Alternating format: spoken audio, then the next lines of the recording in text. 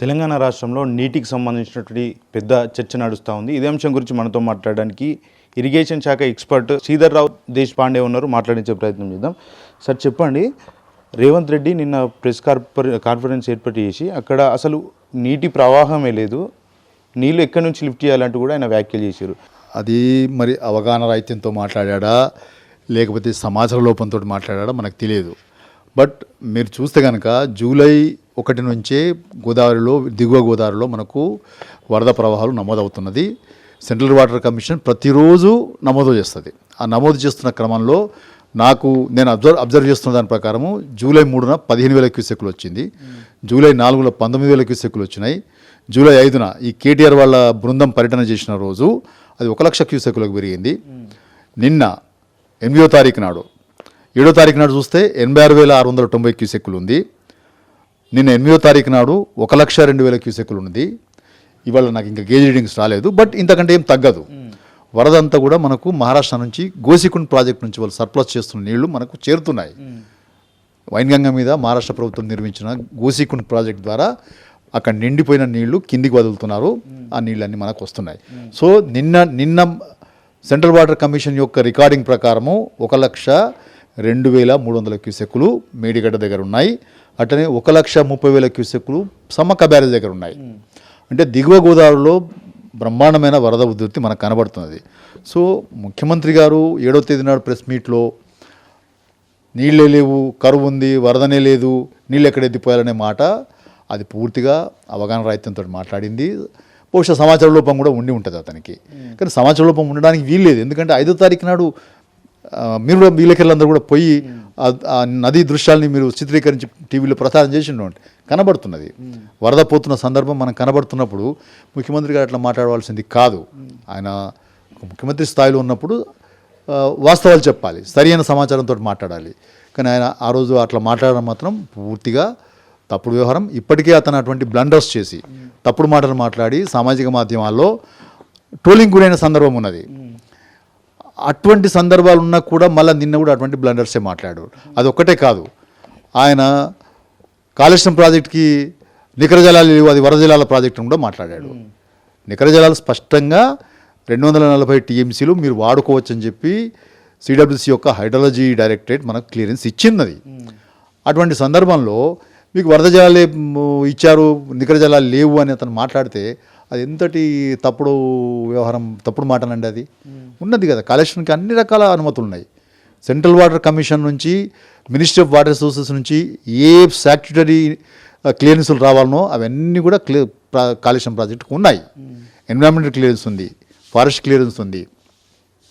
తర్వాత సిడబ్ల్యూసీ యొక్క అన్ని రకాల డైరెక్టరేట్స్ నుంచి మనకు క్లియరెన్స్లు వచ్చినాయి. ఈవెన్ టీఎస్సీ ఏంది అంటే మినిస్ట్రీ ఆఫ్ వాటర్ రిసోర్సెస్ యొక్క అత్యున్నతమైన కమిటీ, అది టెక్నికల్ అడ్వైజరీ కమిటీ అంటారు. దాని యొక్క చైర్మన్, మినిస్ట్రీ యొక్క సెక్రటరీ దానికి చైర్మన్గా ఉంటాడు. ఆయన ఆధ్వర్యంలో జరిగిన టీఎస్సీ కూడా ప్రాజెక్టు క్లియరెన్స్ ఇచ్చింది.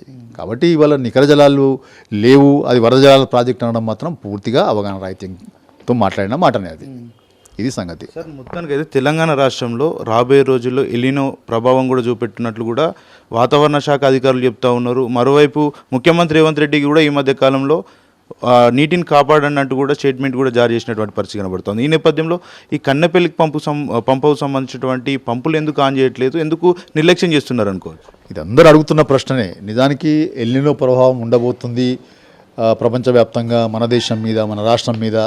ఇది 6 నెలల కిందనే తెలుసండి. 6 నెలల కిందనే ప్రపంచ పర్యావరణవేత్తలు, వాతావరణ శాస్త్రవేత్తలు హెచ్చరికలు చేస్తున్నారు. మన దేశ ఐఎండీ కూడా హెచ్చరికలు చేస్తున్నది. మన వ్యవసాయ శాఖకి సంగతి తెలుసు. వాళ్ళు ఆల్రెడీ మన రైతాంగాన్ని కోరినరు, మీరు ఈసారి వరి పంట వేయకండి, వాటర్ ఇంటెన్సివ్ క్రాప్స్ వేయకండి అనే సంగతి ఆల్రెడీ వ్యవసాయదారులకు చెప్పి ఉన్నారు. సో మన గవర్నమెంట్కి, మన ప్రభుత్వానికి ఎల్నినో ప్రభావం లేదా ఉండబోతుందనే సంగతి స్పష్టంగా తెలుసు.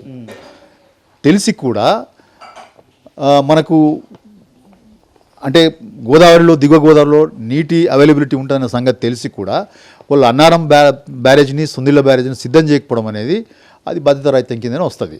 ఇవాళ రాష్ట్రం మొత్తం మీద 42% మనకు రాష్ట్ర వ్యాప్తంగా 42% డిఫిసిట్ రెయిన్ఫాల్ ఉంది.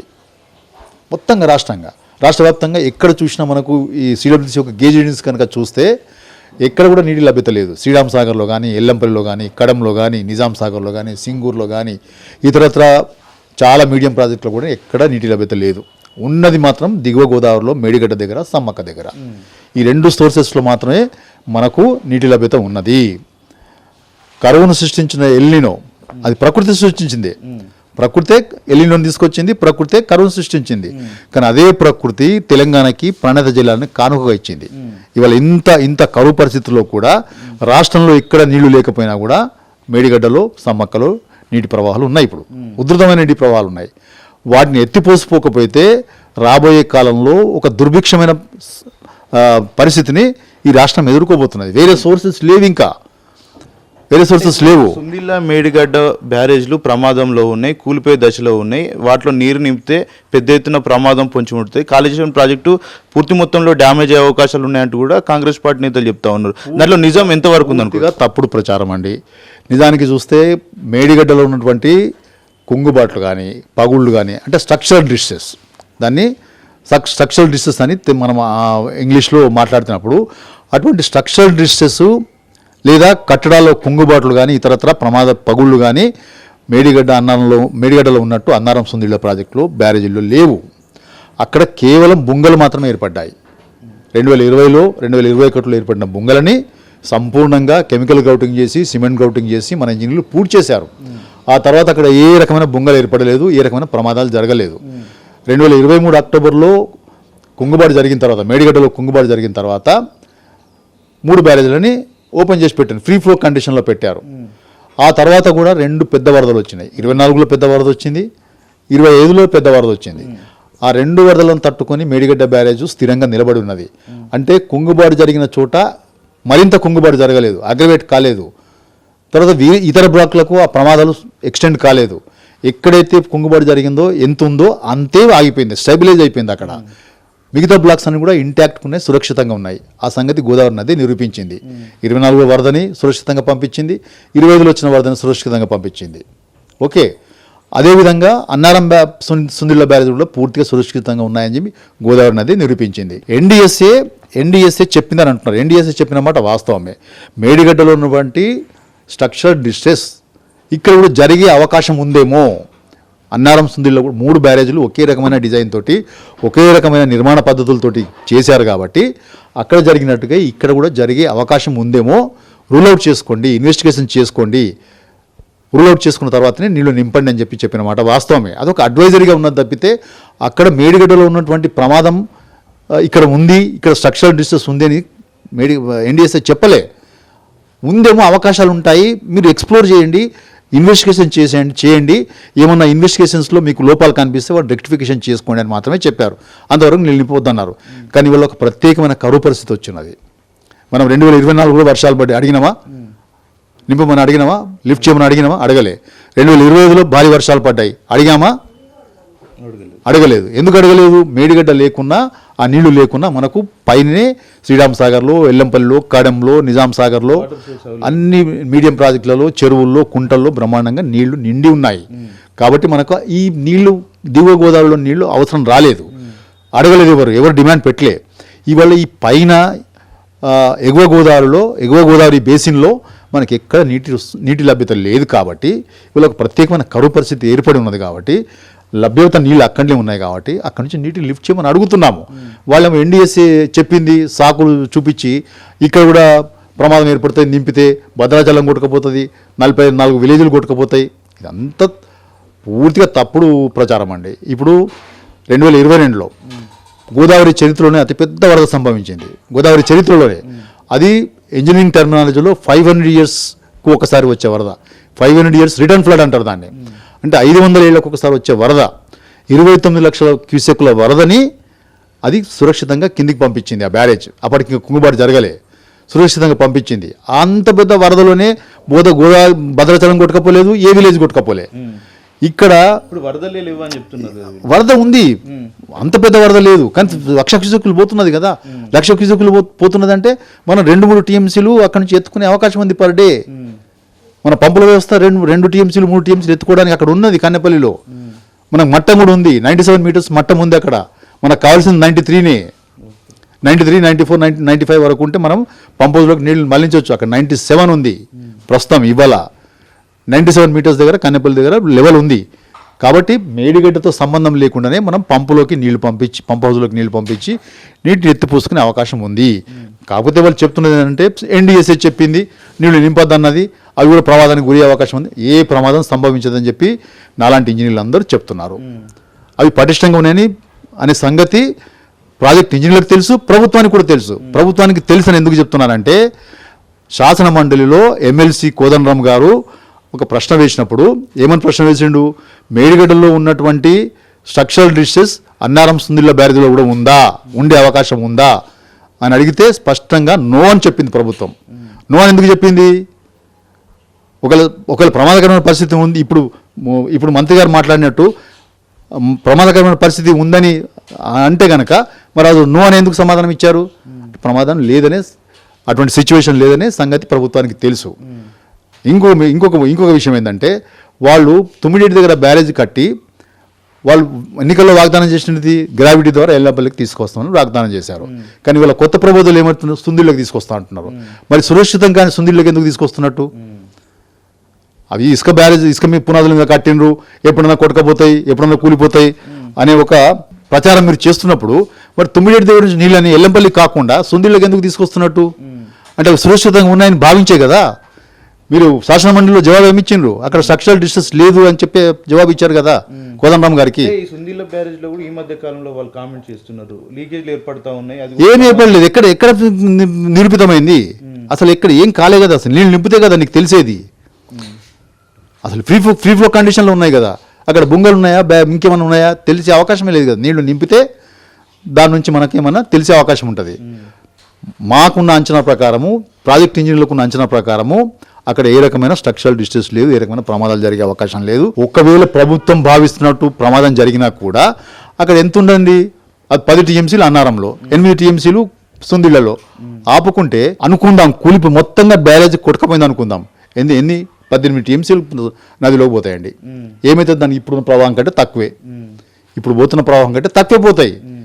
దాంతో ఏం ప్రమాదం జరుగుతుందండి? ఏం ప్రమాదం జరుగుతుందండి? ఏ ప్రమాదం జరగదు. అది పూర్తిగా నీళ్లు ఎగవేయడానికి చేస్తున్న సాకులు తప్పితే వేరే కారణం ఏం కనబడతలేదు. ఒకటి ప్రశ్న ఇప్పుడు ప్రభుత్వం ముందు ఉన్న ప్రశ్న ఏంటంటే, కరువు ఉంది రాష్ట్రంలో, నీళ్లు అక్కడ ఉన్నాయి, ఇంకెక్కడ నీళ్లు లేవు, ఆ నీళ్ళని ఎత్తిపోస్తావా లేదా? ఇది ఒకటే ప్రశ్నలండి. ఇక సాకులు అవసరం లేదు, ఎక్స్క్యూజెస్ అవసరం లేదు, నీళ్ళు అక్కడ ఉన్నాయి. ఇప్పుడు ఆ నీళ్లను వినియోగించుకోకుంటే తెలంగాణ ఎడారిగా మారిపోయేటువంటి అవకాశాలు ఉంటాయంటారు? ఖచ్చితంగా మారుతుంది. దుర్భిక్షం ఏర్పడే పరిస్థితి ఉంది. ఇప్పుడే ఉన్నది మంచినీటి సమస్య, తాగునీటి సమస్య ఇవాళ కూడా ఉన్నది. హైదరాబాద్కు ఉంది, పట్టణాలకు ఉన్నాయి, కరీంనగర్ టౌన్కు ఉంది, వరంగల్ టౌన్కు ఉంది. మిషన్ భగీరథ ఆధారపడిన అన్ని విలేజెస్కి మంచినీటి సమస్య ఇప్పటికీ ఏర్పడి ఉన్నది. వర్షాలు పడే పరిస్థితి కనబడతలేదు, చూస్తున్నారు కదా, డ్రై స్పెల్స్, ఎక్కడ వర్షాలు లేవు. కాబట్టి ఈ వానాకాలం తర్వాత వర్షాలు పడవు, ఇంకా వానాకాలం తర్వాత వర్షాలు పడవు, ఈ వానాకాలంలో కూడా వర్షాలు పడతలేవు. కాబట్టి మనకు అక్టోబర్ నుంచి ఇక నెక్స్ట్ జూన్ వరకు డ్రై సీజన్. ఆ డ్రై సీజన్లో మీరు ఈ తాగునీటి సమస్యని కానీ ఎట్లా ఎదుర్కొంటారు? What is your plan? మీకేం విజన్ ఉంది, మీకేం ఆల్టర్నేటివ్ సోర్సెస్ ఉన్నాయి, అది ప్రభుత్వం చెప్పాలి. ఒకవేళ నీళ్లు ఎత్తిపోయడం సాధ్యం కాదని అంటే మీరు ఈ దుర్భిక్ష పరిస్థితులని ఎట్లా ఎదుర్కోబోతున్నారు అనేది ప్రజలకి ప్రభుత్వం వివరించి చెప్పాలి. ఇక మాకు ఈ సోర్సెస్ ఉన్నాయి, ఈ పద్ధతుల ద్వారా మేము ఈ కరువును ఎదుర్కొంటాము అని చెప్పమనండి. నాకు తెలిసి రాష్ట్రంలో దిగువ గోదావరిలో తప్ప ఎక్కడ కూడా నీటి సోర్సెస్ లేవు, నీటి లభ్యత లేదు. అది ఒక్కటే సోర్స్. కాబట్టి ఇటువంటి ఒక పరిస్థితి వచ్చింది కాబట్టి, ఒక అగత్యం ఏర్పడింది కాబట్టి నీళ్లు ఎత్తిపోయమని అడుగుతున్నాం. సమాజం అడుగుతున్నది, పౌర సమాజం అడుగుతుంది, ఇంజనీర్లు అడుగుతున్నారు, ప్రతిపక్షాలు అడుగుతున్నాయి, రైతాంగం అడుగుతున్నది. ఎత్తిపోయాల్సిన అవసరం ఉంది కదా. ఇప్పుడు చూడండి, కింద మనకు నిన్నటి వరకు మేడిగడ్డ బ్యారేజ్ నుంచి పోయిన నీటి పరిమాణం ఎంత అంటే 45 TMC పోయినాయండి. ఆ నీళ్ళని ఎక్కడికి పోతున్నాయి? కృష్ణా డెల్టాకి, గోదావరి డెల్టాకి పోతున్నాయి. నిన్న పట్టిసీమ పంపులు ఓపెన్ చేసేసారు వాళ్ళు. మనం ఎందుకు ఓపెన్ చేయమండి? పట్టిసీమ పంపులు చంద్రబాబు నాయుడు ప్రభుత్వం ఆన్ చేసింది. ఆ నీళ్ళని పోలవరం కుడి కాలువ ద్వారా కృష్ణా బ్యారేజ్కి తరలించి కృష్ణా డెల్టా ఆయకట్టుకు నీళ్ళు ఇస్తున్నారు వాళ్ళు. నది ద్వారా ధవళేశ్వరం బ్యారేజ్కి పోతున్నాయి నీళ్లు. ఆ ధవళేశ్వరం బ్యారేజ్ ద్వారా గోదావరి డెల్టా ఆయకట్టుకు నీళ్లు పోతున్నాయి. మరి మనం ఎందుకు ఇటువంటి కరువును ఎదుర్కోవాలండి? మన నీళ్ళని అక్కడికి పోతున్నాయి, వాళ్ళు వాడుకుంటున్నారు చక్కగా. మరి మన రైతాంగం అడుగుతున్నారు కదా, మాకు కూడా నీళ్ళు ఇవ్వండి, మాకు కూడా వ్యవసాయానికి నీళ్లు కావాలని చెప్పి. ఇప్పుడు సమ్మక్క సరే ఇక్కడంటే మీరు ఒక సాగు చెప్తున్నారు, ఎన్డీఎస్ఏ చెప్పింది ఆంక్షలు ఉన్నాయని చెప్తున్నారు కదా, మరి సమ్మక్క దగ్గర ఏమి ఆంక్షలు ఉన్నాయండి? సమ్మక్క దగ్గర ఏం ఆంక్షలు లేవు. మరి గోదావరి దేవతల పంపులు ఆన్ కావాలి కదా. బహుశా నిన్న హరీష్ రావు ప్రెస్ కాన్ఫరెన్స్ పెట్టిన తర్వాత ఒకటో రెండో పంపులు ఆన్ చేసినట్టుగా తెలుస్తున్నది. అది సరిపోదు. అక్కడ దాని కెపాసిటీ 2500 క్యూసెక్కులు ఎత్తుకునే కెపాసిటీ అక్కడ పంప్ హౌస్కి ఉన్నది. మీరు 400-500 క్యూసెక్కులు ఎత్తితే అవి ఏ మూలకు సరిపోతాయండి? ఎత్తాలి కదా, నీళ్లు పోతున్నాయి కదా, 1,30,000 క్యూసెక్కులు సమ్మక్క నుంచి పోతున్నాయి కదా. మరి దేవతల పంపులు ఎందుకు ఆన్ చేయడం లేదు? ఇప్పుడు మీరు ఇక్కడేమో సాగులు చెప్తున్నాం ఎన్డీఎస్ఏ వద్దన్నదని చెప్పి మరి అక్కడేమో ఎన్డీఎస్ఏ లేదు, మనం లేదు, మరి అక్కడ ఎందుకు పంపులు ఆన్ చేయలేదండి? అడుగుతున్నది ప్రశ్న, సమాజం అడుగుతున్నది. ఇవాళ చాలా వరకు ఒక బలమైన ప్రశ్న వినిపిస్తూ ఉంది. మన నీళ్ళన్ని కూడా ఆంధ్రాకు తరలించే ప్రయత్నం జరుగుతూ ఉందంటూ కూడా చాలా మంది మేధావులు చెప్తా ఉన్నారు. ఆ రకంగా ఏమన్నా జరుగుతుంది అనుకోవచ్చు? అదే అనుకోవాలి. ఇప్పుడు మన దగ్గర ఎండబెట్టి నీళ్ళని కిందికి వదిలిపెడుతున్నారంటే, మన దగ్గర ఎత్తిపోసిపోకుండా నీళ్ళు కిందికి పోతున్నాయంటే మరి ఎవరి ప్రజల కోసం ప్రభుత్వం పనిచేస్తున్నట్టు? పోతున్నాయి. నేను ఇందాక చెప్పిన కదా, ఆల్రెడీ పట్టిసీమ పంపులు చాలా అయినాయి. పట్టిసీమ పంపులు ఆన్ చేసిండ్రు వాళ్ళు. కుడికాల ద్వారా, పోలవరం కుడికాల ద్వారా కృష్ణా డెల్టాకి నీళ్లు పంపిస్తున్నారు. అట్లా నదుల ద్వారా గోదావరి బ్యారేజ్కి పోతున్నాయి, గోదావరి బ్యారేజ్ ద్వారా గోదావరి డెల్టాకి నీళ్లు పోతున్నాయి. చెప్పండి మరి ఇప్పుడు మీరు అడిగిన ప్రశ్నకి జవాబు అక్కడ ఉంది కదా. మన రైతాంగం ఏమో ఎండిపోతున్నారు, నీళ్లు ఉన్నా కూడా వాళ్ళ డెల్టా రైతాంగం హాయిగా నీటిని వాడుకుంటున్నది. మన నీళ్ళే, మన దగ్గర నుంచి పోతున్న నీళ్ళే మనం వాడుకోవాల్సి. సరే మనం అంత పెద్ద ఎత్తున 1,00,000 క్యూసెక్కులలో 1,00,000 క్యూసెక్కులు ఎత్తిపోసుకోము. సమ్మక్క దగ్గర ఒక 2,000 క్యూసెక్కులు, ఇక్కడ ఒక 30-40 క్యూసెక్కులు ఎత్తుకుంటాం కావచ్చు. మిగతా నీళ్ళు కిందికి పోతాయి. నదిలో వచ్చే మొత్తం ప్రవాహాన్ని ఎవరు కూడా ఎత్తిపోసుకునే అవకాశం లేదు. ఇక్కడ 2 టీఎంసీలు పర్ డే ఎత్తే అవకాశం ఉంది. మట్టం ఉంది, నదిలో నీటి మట్టం ఉంది, నదిలో ప్రవాహాలు ఉన్నాయి. సమ్మక్క దగ్గర 1,30,000 ఉంది. అక్కడ దాని కెపాసిటీ 2,500 క్యూసెక్కులే కాబట్టి 2,500 క్యూసెక్కులు ఎత్తుకోవచ్చు. అక్కడ ఏ ఆంక్షలు లేవు. ఇక్కడ కూడా ఆంక్షలు ఉన్నప్పటికీ ప్రత్యేకమైన కరువు పరిస్థితి ఉంది కనుక పోయి ఎన్డీఎస్ఏని వేడుకొని వాళ్ళ పరిష్కార మార్గం సూచించమని అడగొచ్చు. మన ఇంజనీర్లు కూర్చోబెట్టాలి. మన ఎక్స్పర్ట్స్ ఉన్నారు కదా, రిటైర్డ్ ఇంజనీర్స్, అనుభవజ్ఞులు ఇంజనీర్లు ఉన్నారు, వాళ్ళని కూర్చోబెట్టి ఏం చేద్దామని సమాలోచన చేయొచ్చు, పరిష్కార మార్గం వెతుక్కోవచ్చు. ఊరికే ఎన్డీఎస్ఏ చెప్పింది కదా అని చెప్పి ఎన్డీఎస్ఏ భుజం మీద తుపాకి పెట్టి కాలుస్తా అంటే కాదు కదా. మరి కరువు పరిస్థితిని ఎట్లా ఎదుర్కొంటారో చెప్పండి. మరి అదనే చెప్తలేరు కదా. ఇప్పుడు కాళేశ్వరం ప్రాజెక్ట్ సంబంధించి 6 రకాల అనుమతులు కేంద్ర ప్రభుత్వం ఇచ్చింది. కానీ దీని మీద ఎందుకు బీజేపీ పార్టీకి సంబంధించినటువంటి ఎంపీలు కావచ్చు, నాయకులు కావచ్చు ఎందుకు మాట్లాడట్లేదు? ఎందుకు పంపు నుంచి నీటిని ఎత్తివేయమని వాళ్ళు ఎందుకు డిమాండ్ చేయట్లేదు ఈ రాష్ట్ర ప్రభుత్వం? నిజానికి వాళ్ళు కూడా రైతాంగానికి ప్రతినిధులే కాబట్టి, వాళ్ళు కూడా ప్రజలతో ఎన్నుకున్న ప్రజాప్రతినిధులే కాబట్టి వాళ్ళు అడగాల్సిన అవసరం ఉన్నది. ఈటల రాజేందర్ గారు అడిగారు కదండి. ఈటల రాజేందర్ గారు ఆయన అడిగారు, ఏం కాలేదు, ప్రమాదం ఏం లేదు, ఎత్తిపోయాలి అని చెప్పి ఆయన స్పష్టంగా ప్రకటించాడు. ఆయన అభినందించాల్సిన అవసరం ఉన్నది. తెలంగాణ సమాజం అతను అభినందిస్తున్నది ఇప్పుడు ఆ వైఖరి తీసుకున్నందుకు. మిగతా ప్రజాప్రతినిధులు కూడా, ఉత్తర తెలంగాణలో గెలిచిన బీజేపీ ఎంపీలు కూడా, బీజేపీ ఎంపీలని కాదు, ఎవరైనా ఇప్పుడు ప్రభుత్వాన్ని అడగాల్సిన ప్రశ్న అదే. ప్రభుత్వాన్ని అడగాల్సిన ప్రశ్న అదే. ఎత్తిపోయాడు రా నాయన, నీళ్లు లేవు, వేరే చోట ఎక్కడ నీళ్లు లేవు, వేరే చోట సోర్సెస్ ఉంటే ఎవరు అడగకపోయేదండి. నేను ఇంతకుముందు చెప్పిన కదా, 2024-2020 ఎవరు అడగలే మిమ్మల్ని. ఎందుకు? పుష్కలంగా పైనే నీళ్లు లభ్యమైనాయి కాబట్టి ఎవరు అడగలేదు. ఇవాళ పైన నీటి లభ్యత లేదు కాబట్టి, కింద అవైలబిలిటీ ఉన్నది కాబట్టి, అది ఒక్క జాగాలోనే ఉన్నది కాబట్టి నీటిని ఎత్తిపోసే అవసరం ఉన్నది, అవకాశం ఉన్నది అని అడుగుతున్నారు, చేయమని అడుగుతున్నారు. ఏమైనా సమస్యలు ఏమైనా ఉంటే ఇంజనీర్లు కూర్చోబెట్టమని చెప్తున్నాము. ప్రాజెక్టులో పనిచేసినప్పుడు ఇంజనీర్లను కూర్చోబెట్టండి, బయట ఉన్నటువంటి అనుభవజ్ఞుల ఇంజనీర్లను కూర్చోబెట్టండి, రిటైర్డ్ ఇంజనీర్స్ని కూర్చోబెట్టండి, మాట్లాడండి, వాళ్ళ సలహాలు తీసుకోండి, సూచనలు తీసుకోండి. అంటే ఎన్డీఎస్ఏ దగ్గరికి వెళ్ళండి, ఇక్కడ కరువు పరిస్థితిని వివరించండి, ఇక్కడ నీటి లభ్యతకు సంబంధించిన వాస్తవికతను చెప్పండి. వాళ్ళకి చెప్తే వాళ్ళు కూడా ఏమైనా సూచనలు ఇస్తారు కదా. ఎందుకు ఇవ్వరు? వాళ్ళకేం ప్రజలు కడగండ్ల పాలు కావాలని ఉంటుందా? మన రాష్ట్రం దుర్భిక్షంలో కూరుకుపోవాలని ఉంటుందా? ఉండదు కదా. వాళ్ళు కూడా సలహాలు ఇస్తారు. కావాల్సింది ఇక్కడ రాజకీయ పరిణితి, రాజకీయ విజ్ఞత, ప్రజలకు మేలు చేయాలన్న చిత్తశుద్ధి, ప్రజల ప్రయోజనాలను కాపాడాలనే చిత్తశుద్ధి ఉండాలి. అది ప్రభుత్వానికి ఉన్నట్టుగా కనబడుతులేదు మనకు. ఇంత మాట్లాడుతున్నా, ఇంత చర్చ జరుగుతున్న రాష్ట్రంలో చలనం లేదు. అక్కడ చంద్రబాబు నాయుడు ప్రభుత్వం పట్టిసీమ పంపులు ఆన్ చేసింది, వాళ్ళకున్న సోయి కూడా మన ప్రభుత్వానికి లేకుంటే ఎట్లా? కూడా అనేక సందర్భాల్లో నేను చంద్రబాబు నాయుడు తోటి పోటీపడి మరి పనిచేస్తా అని చెప్తా ఉన్నాడు. అవునండి, మరి అతను పట్టిసీమ పంపులు ఆన్ చేసిండు, ఇక్కడ కన్నెపల్లి పంపులు దేవదల పంపులు ఆన్ చేయమని అడగండి, మీరు అడగండి సార్. ఓకే సార్, ఇప్పుడు తెలంగాణ రాష్ట్రంలో 2 ఏళ్ల కాలంలో చాలా వరకు నీటి వివాదాలు నడుస్తూనే ఉన్నాయి. మీరు కూడా వెళ్ళి ఉంటారు. తనుగులకు సంబంధించినటువంటి చెక్ డ్యామ్ కావచ్చు, ఏదైతే అడవి ముత్తారం సంబంధించినటువంటి చెక్ డ్యామ్ కావచ్చు, అవి కూలిపోయాయని వాళ్ళు అంటున్నారు, కుంగిపోయినాయని కొంతమంది అంటున్నారు, కూల్చోబడ్డాయని కొంతమంది అంటున్నారు. దాంట్లో వాస్తవిక కోణం ఏందంటారు? పాములు పెట్టి పేల్చేశారు. నేనే వెళ్ళి చూసి వచ్చినాము. నేను వి ప్రకాష్ గారు, ఇతరత చాలామంది ఫ్యాక్ట్ ఫైండింగ్ కమిటీగా వెళ్ళి మేము రెండు చెక్ డ్యామ్స్ చూసినాం మానేరు మీద. 2 చెక్ డ్యామ్స్లో కూడా బ్రహ్మాండంగా బాంబులు పెట్టి పేల్చిన ఆనవాళ్ళు మనకు కనబడుతున్నాయి అక్కడ. అది కూడా వరద లేని సమయంలో కూలిపోయిన వ్యవహారం అది. వరద లేని సమయం, ఇప్పుడు వరద వచ్చి ఒకవేళ ప్రమాదం జరిగిపోతే శకలాలు ముందుకు పోతాయి కదా, ఈ శకలాన్ని వెనుకొచ్చి పడ్డాయి. అంటే బాంబులు పెట్టి పేల్చే తప్ప ఇంత పెద్ద చెక్ డ్యామ్ శకలాలు పైకి రావు. అది బాంబు పెట్టి పేల్చిన ఆనవాళ్ళు అక్కడ కనబడుతున్నది. ఎందుకు? ఇసుక కోసం. ఇంకా వేరే ఇసుక మాఫియా చేసిన పని తప్పితే వేరే ఆనవాళ్ళు లేవు అక్కడ. అటువంటి సందర్భాలు ఉన్నాయి. కాబట్టి ఇవాళ మనకు వాటర్ సోర్సెస్ ఎక్కడ లేవు కాబట్టి నీటిని లిఫ్ట్ చేయమని అడుగుతున్నాము. ఇతరత్ర కారణాలు ఏమైనా ఉంటే ప్రభుత్వం చెప్పాలి. మరి ఈ కారణాల చేత మేము లిఫ్ట్ చేయలేకపోతున్నామని చెప్పాలి. ఒకటే వాళ్ళు చెప్తుంది ఎన్డీఎస్ఏని సాకుగా పెట్టుకుంటున్నారు. కానీ ఎన్డీఎస్ఏ కేవలం అడ్వైజరీగా చెప్పింది తప్పితే అక్కడ ఉండవచ్చు, మేడిగడ్డ దగ్గర ఉండే లాంటి సమస్యలు ఇక్కడ కూడా ఉండవచ్చు అని చెప్పింది తప్ప ఉన్నాయి అని మాత్రం చెప్పలే. మన కంటికి కూడా కనబడుతులేవు. అక్కడ ఏర్పడ్డవి కేవలం బొంగలు మాత్రమే. బొంగలు ఆల్రెడీ మూసేసారు. ఇంకేం సమస్యలు ఉన్నాయండి అక్కడ? తర్వాత ఈయనలు కూడా చెప్పిన దాని ప్రకారం నిన్న దామోదర్ రెడ్డి గారు అని రిటైర్డ్ ఇంజనీర్స్ కమిటీలో సభ్యుడు ఆయన ఒక టీవీలో మాట్లాడుతున్నాడు. ఆయన మొత్తంగా నింపకండి, పంప్ హౌజ్లోకి మళ్లించడానికి ఎంత లెవెల్ కావాలనో గంతకే నింపండి అని అంటున్నాడు ఆయన. కరెక్ట్ చెప్పిండు ఆయన, గంతకే నింపండి.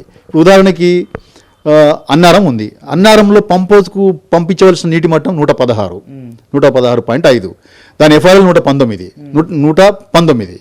119 వరకు నింపకండి. 116.5 వరకు నింపితే పంపులోకి నీళ్ళు పోతాయి, పంప్ హౌజ్లోకి నీళ్ళు పోతాయి. అట్లనే సుందిళ్లలో దాని ఎఫ్ఆర్ఎల్ 130, దాని యొక్క మినిమం డ్రాడౌన్ లెవెల్ 126.5 వరకే నింపండి. పంప్ హౌజ్లోకి నీళ్ళు పంపవచ్చు, ఎల్లంపల్లికి నీళ్ళు పోతాయి. కాబట్టి మార్గాలు లేక కాదు, కూర్చోబెట్టి మాట్లాడి సమాలోచన చేసి ఏం చేద్దామనే విషయం మీద మాట్లాడితే పరిష్కారాలు దొరుకుతాయి. ప్రభుత్వం ఆ ప్రయత్నం చేయడం లేదు, అక్కడనే మనకు సమస్యలు వస్తున్నాయి. సార్, రోజువారీగా వృధాగా ఎంత శాతం నీరు సముద్రంలో కలుస్తున్నాయి అనుకోవచ్చు ప్రస్తుతం? ఇప్పటికీ మనకంటే వరద ఎంత వస్తుందనే దాన్ని బట్టి మనము లెక్క కడతాము. ఇవాళ నాకు డేటా రాలేదు.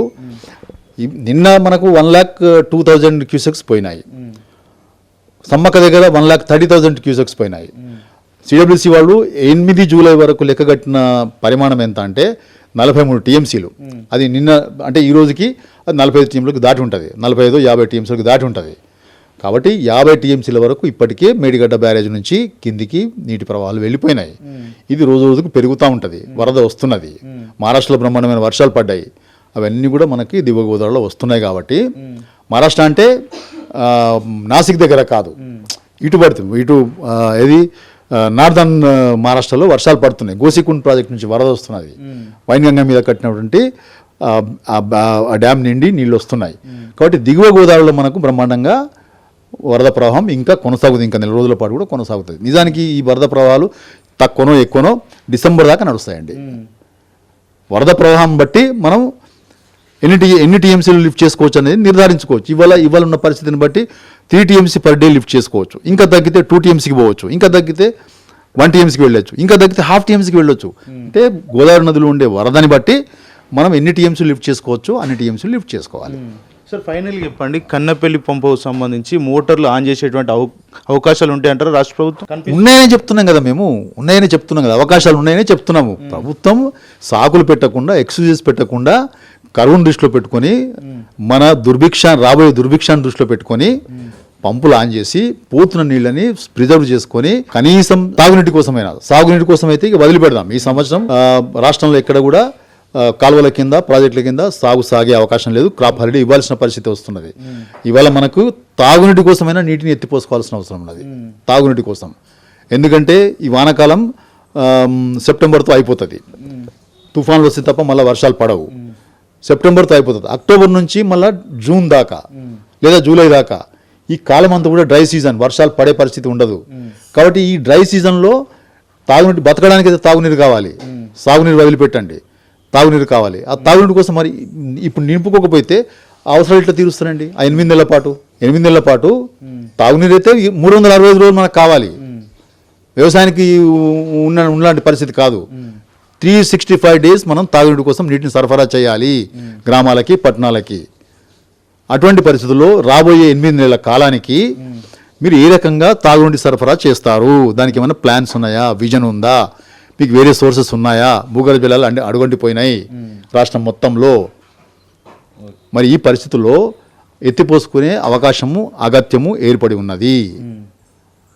పంపులు ఆన్ చేయొచ్చు, బ్యారేజ్లకు ఏమీ కాలే, అన్నారం సుందిళ్ళ బ్యారేజ్లు బాగానే ఉన్నాయి అని ప్రభుత్వమే శాసన మండలిలో ఒప్పుకున్నది. కాబట్టి సాకులు చెప్పే అవసరం లేదు, ఎక్స్క్యూజ్ చెప్పే అవసరం లేదు. నీటిని ఎత్తిపోయాల్సిందే. ఇప్పుడు చంద్రబాబు నాయుడు తోటి నేను పోటీ పడుతున్నాను అంటున్నారు కదా ముఖ్యమంత్రి గారు. మరి చంద్రబాబు నాయుడు గారు పట్టిసీమ పంపులు ఆన్ చేసి నీళ్ళని తీసుకుపోతున్నాడు కృష్ణా బ్యారేజ్కి. మరి ఆయనతో పోటీపడి మీరు కూడా సమ్మక్క, మన దేవాదుల పంపులు ఆన్ చేయండి, కనేపాలు పంపులు ఆన్ చేసి ఆయనతో పోటీపడి రైతాంగానికి మేలు చేయండి. ఇది మనం అడుగుతున్న ప్రశ్న. రైట్. ఇది మొత్తానికైతే ఏదైతే కన్నెపల్లి పంపుకు సంబంధించినటువంటి నీటిని లిఫ్ట్ చేయకుంటే రాబోయే రోజుల్లో తెలంగాణ కరువుగా మారేటువంటి పరిస్థితులు ఉంటాయి. కాబట్టి వెంటనే ఏదైతే నీటి ఉందో ఆ నీటిని అన్నింటిని కూడా పంపింగ్ చేయాలంటూ కూడా చెప్తున్నటువంటి పరిస్థితి.